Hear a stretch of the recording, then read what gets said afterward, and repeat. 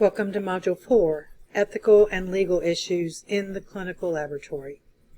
Your objectives are found in a separate document for this module. Again, I will encourage you to download the document and fill it in with the information for each objective. Save it and then use that document to study for exams and the final. We have so many rules to follow as we collect patient specimens, analyze those samples, and distribute patient results to appropriate healthcare providers. Having knowledge of the basic ethics, which are the rules and laws that govern laboratory medicine, will prevent laboratorians from facing legal ramifications such as lawsuits, yes, you can be sued, or termination of employment. I will give a brief overview of this topic, but please understand that there is much more to it. I've uploaded some reference materials that address this topic in more depth, as well as examples of documents in Module 4. Please spend quality time reviewing the documents as well as the websites that I've provided.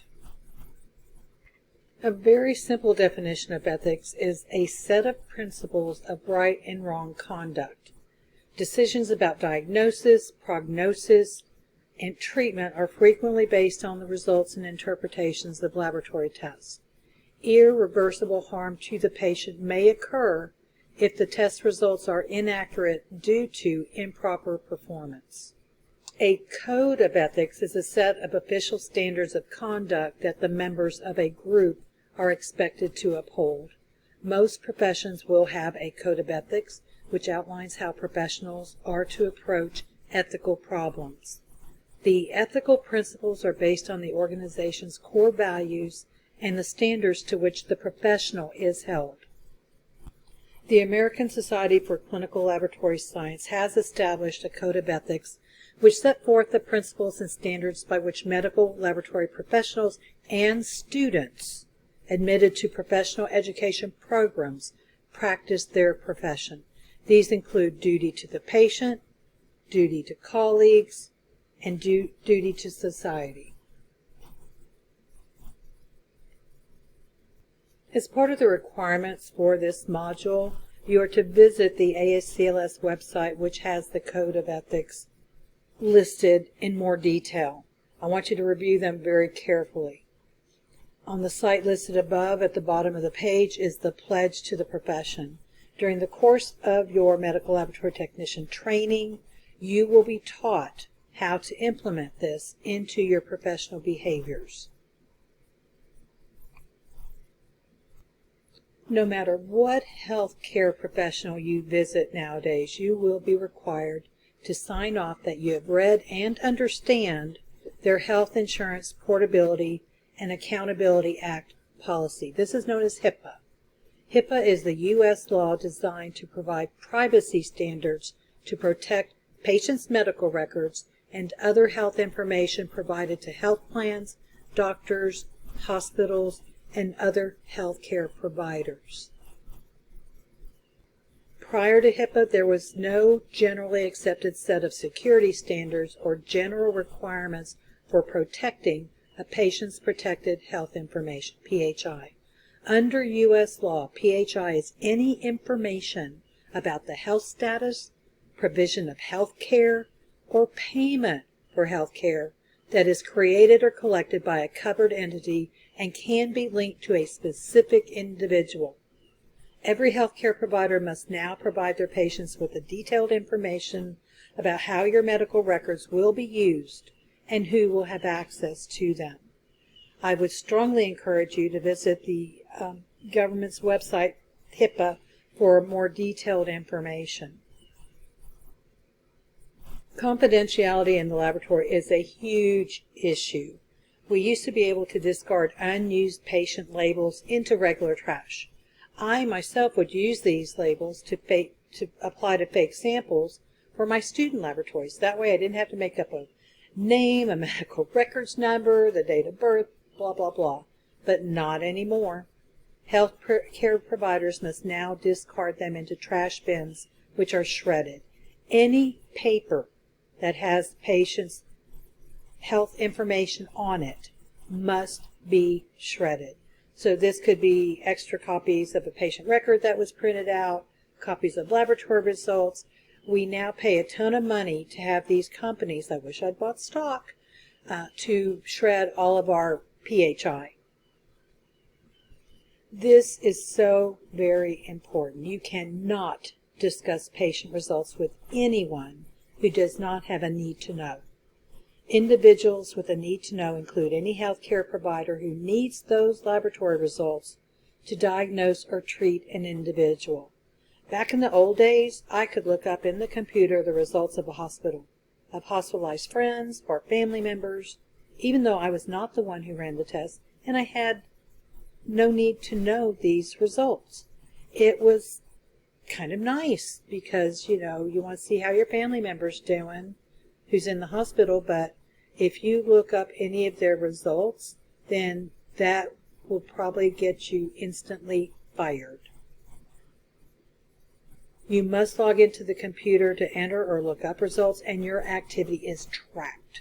So it is easy to prove that you accessed a medical record you had no business looking at. And of equal importance, log out of your computer when you're done, or someone could use your login to access PHI.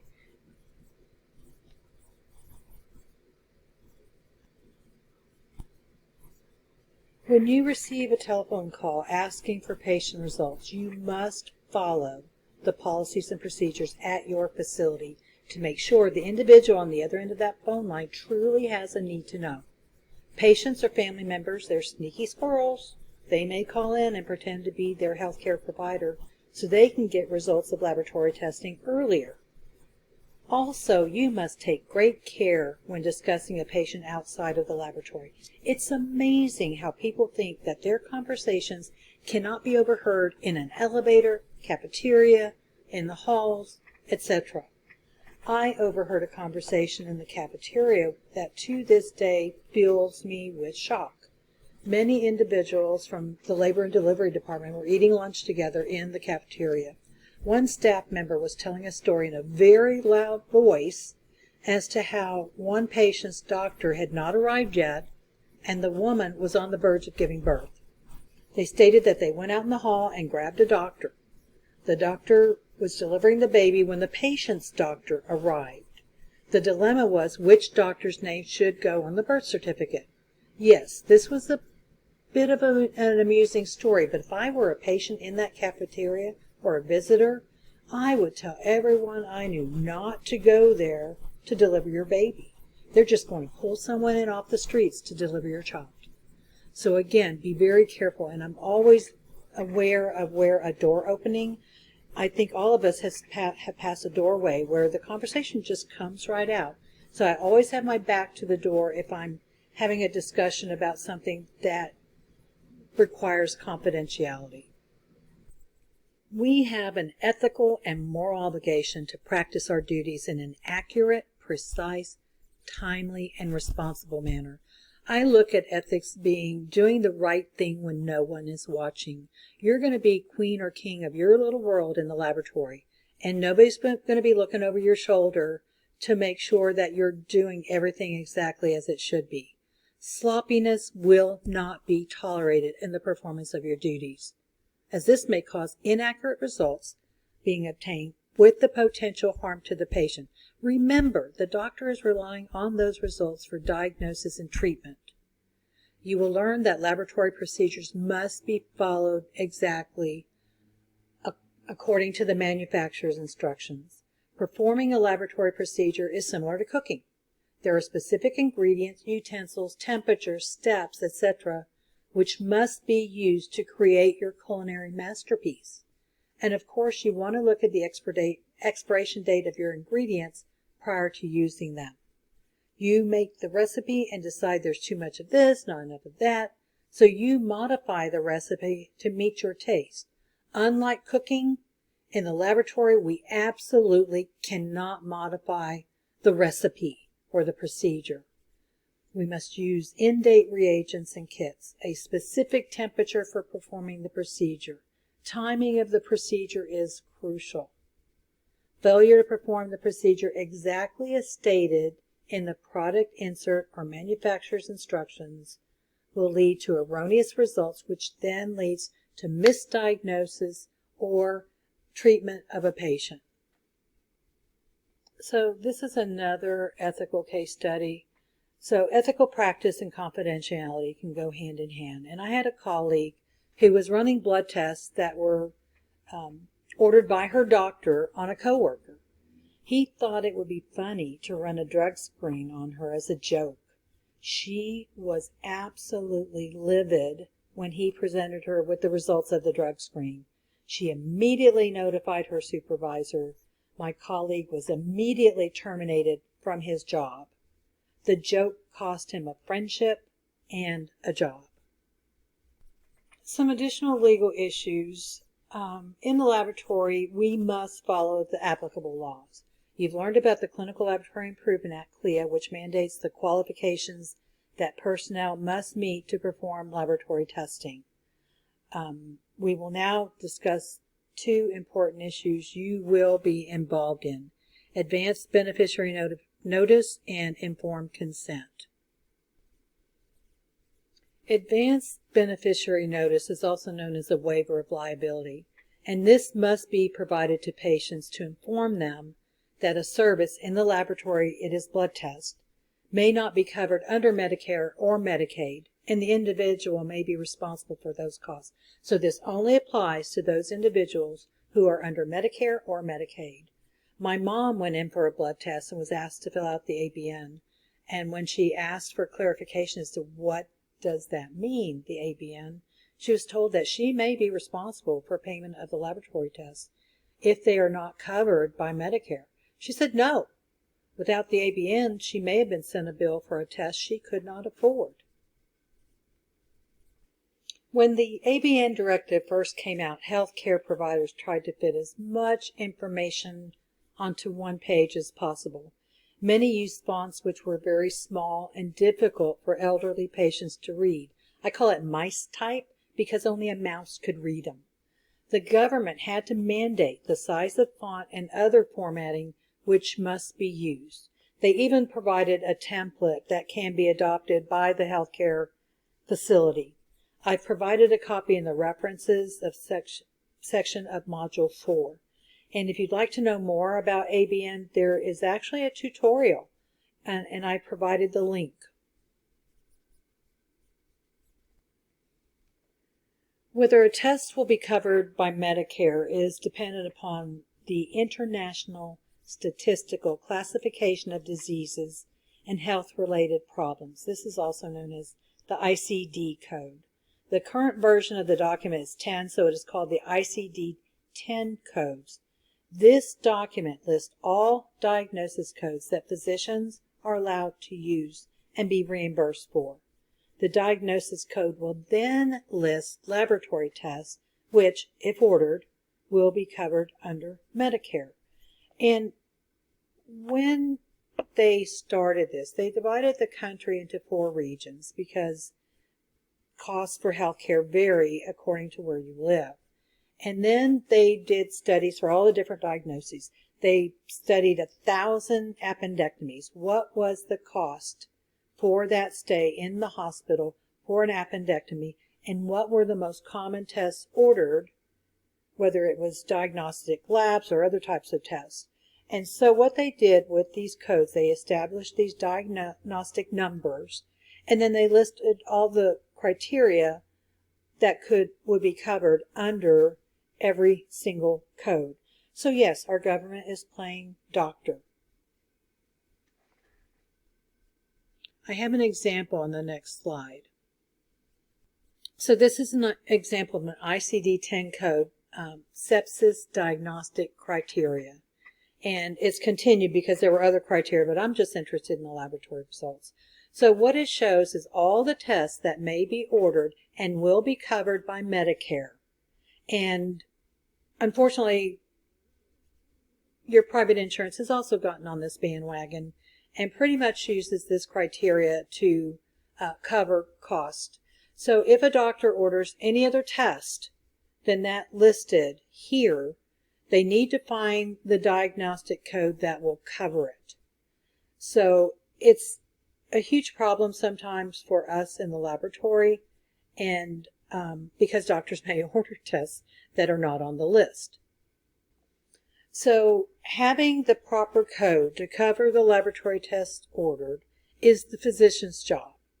They need to find the diagnosis code, and it's on our laboratory requisition, and they need to select a code that will cover the laboratory test that they have ordered on this patient. A lot of patients go to outpatient laboratory draw stations, and the diagnosis code may not be on the requisition. Before you draw the patient, you must call and get that code from the doctor's office. And this can be a pain. Sometimes you have to play telephone tag and getting in touch with the right person. And there's the patient who's just livid because I came in here to get my blood drawn and all y'all are doing is yakking on the phone. They don't understand that we must have this information to make sure that whether or not this will require the ABN. So again, there's more additional information about ICD-10. And again, I encourage you to visit the site that I provided for more information. Informed consent to medical treatment is fundamental in both ethics and law. Patients must be fully informed of the benefits and risks of any medical procedure which will be performed on them. For example, I wanted to get my tubes tied. Our family I felt was complete. And then when they told me all the risks that were associated, they may accidentally cut my ureters, they may accidentally do this or that or the other. I said, no.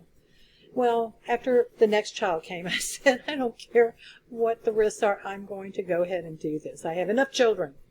So again, you must be fully informed of the benefits and the risks. Blood collection is a procedure which requires consent by the patient. In an outpatient setting, the fact that a patient arrives in the phlebotomy area with the physician's order indicates their willingness to participate in the blood draw. In inpatient settings such as hospitals, patients have the right to refuse any blood drawing procedure even if a doctor has ordered it. If a patient refuses a blood draw, the healthcare worker needs to notify the patient's nurse so that the doctors can be notified. If you draw blood by restraining a patient, you can be sued for assault and battery because that's what you've done. The patient did not give you consent to stick that needle in their arm. Whether the patient is at a draw station or an inpatient, the healthcare worker must always ask if they've had their blood drawn before. If the answer is no, then a very simple explanation of the procedure is given. If the answer is yes, they've had their blood drawn before, ask them if they've had any problems.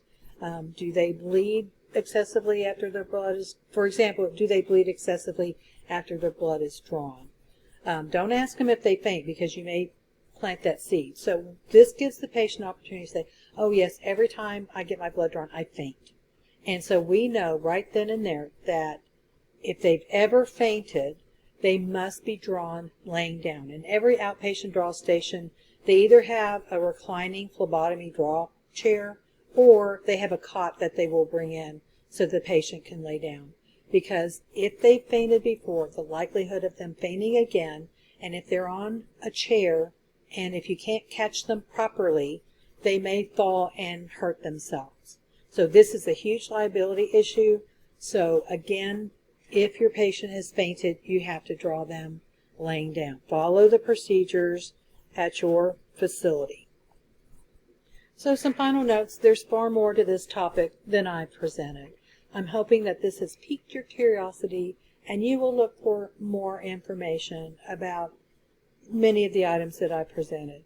As a laboratory professional, you may be sued or fired for not performing your duties in the manner prescribed by law, or when it comes to laboratory tests, not performing the procedure according to the manufacturer's instructions. I cannot say that enough. You may also be terminated for unprofessional conduct, especially HIPAA violations. I have secrets that I will take to the grave with me. I've not shared with my friends, my family, my husband, who's my best friend. One example is there was a patient in the hospital. I recognized her name. She had just delivered a child. So when I went up there to meet with her, and her mom was there, and it turns out that she had got pregnant during the summer, and she went off to college, and then when she came home for winter break, they knew she'd gained weight. I mean, you could tell by looking at her, but they thought, well, maybe it's the freshman 20, because most freshmen had gained weight.